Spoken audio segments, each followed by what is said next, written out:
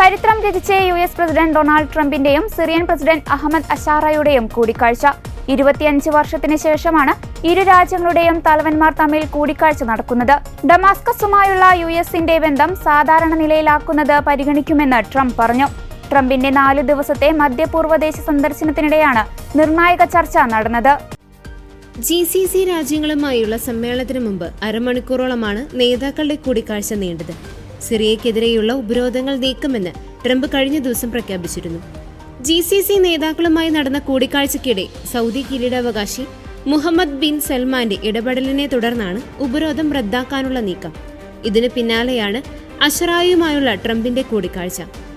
ഇവിടെയുള്ള മഹദ് നേതാക്കളുടെ പിന്തുണയോടെ സിറിയയുടെ പുതിയ സർക്കാരുമായി സാധാരണ നിലയിലുള്ള ബന്ധം സ്ഥാപിക്കാനുള്ള സാധ്യതകളാണ് ഞങ്ങൾ തേടുന്നത്. ഉപരോധങ്ങൾ US നീക്കുന്നത് സിറിയയ്ക്ക് ഒരു പുതിയ തുടക്കം സമ്മാനിക്കും. ഇവർക്കെതിരെയുള്ള എല്ലാ ഉപരോധങ്ങളും US നീക്കുമെന്നും ട്രംപ് പറഞ്ഞു. ഇസ്രായേലുമായുള്ള സിറിയയുടെ ബന്ധം സാധാരണ നിലയിലാക്കണമെന്നും ട്രംപ് അഷറായോട് ആവശ്യപ്പെട്ടു. 2020 US മുന്നോട്ട് വെച്ച എബ്രഹാം ഉടമ്പടി പ്രകാരം UAE, മൊറോക്കോ തുടങ്ങിയ രാജ്യങ്ങൾ ഇസ്രായേലുമായി ബന്ധം സാധാരണ നിലയിലാക്കിയിട്ടുണ്ട്. സിറിയയും ഇത് പിന്തുടരണമെന്ന് ട്രംപ് നിർദ്ദേശിച്ചു. എന്നാൽ നിലവിൽ സൗദിയും ഈ ഉടമ്പടിയുടെ ഭാഗമായിട്ടില്ല. പരുക്കനാണെങ്കിലും കരുത്തനായ യുവാവ് എന്നാണ് അഷറായെക്കുറിച്ച് ട്രംപ് മാധ്യമങ്ങളോട് പറഞ്ഞത്.